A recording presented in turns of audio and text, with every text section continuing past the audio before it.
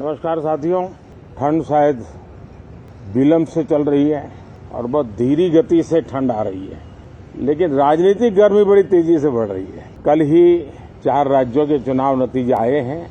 बहुत ही उत्साहवर्धक परिणाम है। ये उनके लिए उत्साहवर्धक है जो देश के सामान्य मानवी के कल्याण के लिए कमिटेड है, जो देश के उज्जवल भविष्य के लिए समर्पित है। विशेषकर सभी समाजों की, सभी समूहों की, शहर और गांव की महिलाएं, सभी समाज के, सभी समूह के, गांव और शहर के युवा, हर समुदाय के, समाज के किसान और मेरे देश के गरीब, ये 4 ऐसी महत्वपूर्ण जातियां हैं जिनका एम्पावरमेंट उनके भविष्य को सुनिश्चित करने वाली ठोस योजनाएं और लास्ट माइल डिलीवरी, इन उसूलों को लेकर के जो चलते हैं उन्हें भरपूर समर्थन मिलता है। और जब गुड गवर्नेंस होता है, पूर्णतया जनहित के लिए समर्पण होता है, तो एंटी इनकम्बेंसी ये शब्द इरेलेवेंट हो जाता है।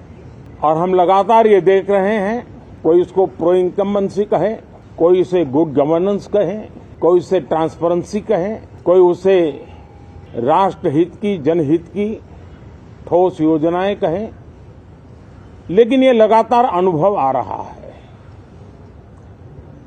और इतने उत्तम जनादेश के बाद आज हम संसद के इस नए मंदिर में मिल रहे हैं। इस संसद भवन के नए परिसर का उद्घाटन हुआ, तब तो एक छोटा सा सत्र था, ऐतिहासिक निर्णय हुआ था, लेकिन इस बार लंबे समय तक इस सदन में कार्य करने का अवसर मिलेगा। नया सदन है, छोटी मोटी अभी भी शायद व्यवस्थाओं में कुछ कमियां महसूस हो सकती हैं।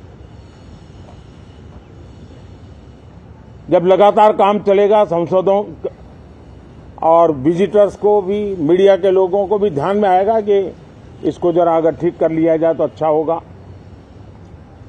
और मुझे विश्वास है कि आदरणीय उपराष्ट्रपति जी और आदरणीय स्पीकर महोदय के नेतृत्व में उन चीजों की तरफ पूरी तरह निगरानी है।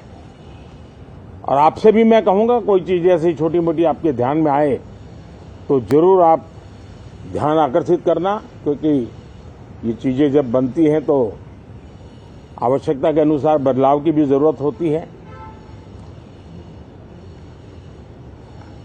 देश ने नकारात्मकता को नकारा है।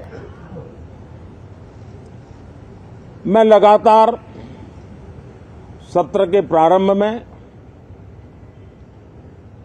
विपक्ष के साथियों के साथ हमारा विचार विमर्श होता है, हमारी मेन टीम उनसे चर्चा करती है। मिलकर के भी सबके सहयोग के लिए हम हमेशा प्रार्थना करते हैं, आग्रह करते हैं।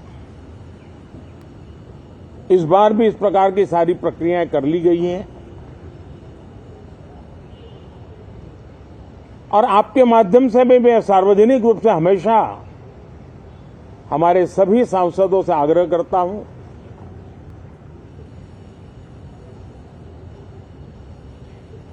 लोकतंत्र का यह मंदिर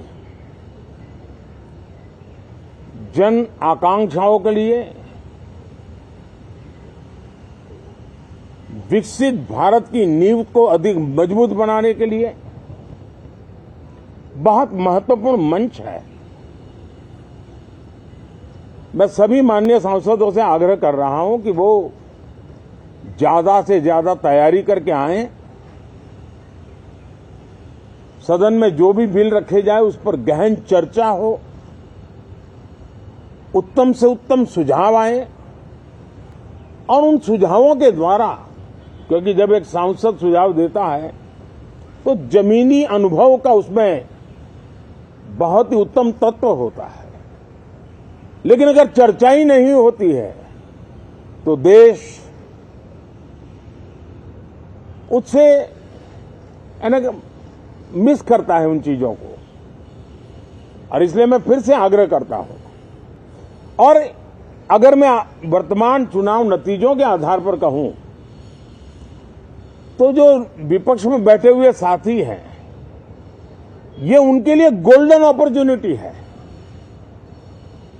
इस सत्र में पराजय का गुस्सा निकालने की योजना बनाने के बजाय इस पराजय में से सीख करके पिछले 9 साल से चलाई गई नकारात्मकता की प्रवृत्ति को छोड़ करके इस सत्र में अगर सकारात्मकता के साथ आगे बढ़ेंगे तो देश उनके तरफ देखने का दृष्टिकोण बदलेगा, उनके लिए एक नया द्वार खुल सकता है।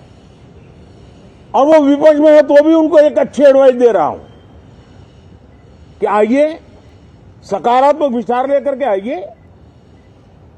अगर हम 10 कदम चलते तो आप 12 कदम करके फैसला लेकर के आइए। हर किसी का भविष्य उज्जवल है, निराश होने की जरूरत नहीं है, लेकिन कृपा करके बाहर के पराजय का गुस्सा सदन में मत उतारना। हताशा, निराशा होगी, आपके साथियों को आपका दम दिखाने के लिए कुछ न कुछ करना भी पड़ेगा, लेकिन कम से कम लोकतंत्र के इस मंदिर को वो मंच मत बनाइए। और अभी भी मैं कहता हूं, मैं मेरे लंबे अनुभव के आधार पर कहता हूं कि थोड़ा सा अपना रुख बदलिए, विरोध के विरोध का तरीका छोड़िए, देश हित में सकारात्मक चीजों का साथ दीजिए, अच्छी उसमें जो कमियां हो उसकी डिबेट कीजिए। आप देखिए देश के मन में आज जो ऐसी कुछ बातों पर नफरत पैदा हो रही है, हो सकता है वो मोहब्बत में बदल जाए, तो मौका है, ये मौका जाने मत दीजिए। और इसलिए हर बार मैं करबद्ध प्रार्थना करता रहा हूं कि सदन में सहयोग दीजिए। आज मैं राजनीतिक दृष्टिकोण से भी कहना चाहता हूं कि आपका भी भला इसमें है कि आप देश को सकारात्मकता का संदेश दें, आपकी छवि नफरत की और नकारात्मकता की बने, वो लोकतंत्र के लिए अच्छा नहीं है। लोकतंत्र में विपक्ष भी इतना ही महत्वपूर्ण है, उतना ही मूल्यवान है और उतना ही सामर्थ्यवान भी होना चाहिए। और लोकतंत्र की भलाई के लिए मैं फिर से एक बार अपनी ये भावना को प्रकट करता हूं। 2047 अब देश विकसित होने के लक्ष्य में लंबा इंतजार करना नहीं चाहता। समाज के हर वर्ग में यह भाव पैदा हुआ है कि बस आगे बढ़ना है। इस भावना को हमारे सभी माननीय सांसद आदर करते हुए सदन को उस मजबूती से आगे बढ़ाएं, यही मेरी उनसे प्रार्थना है। आप सबको भी साथियों मेरी बहुत बहुत शुभकामनाएं हैं। बहुत बहुत धन्यवाद।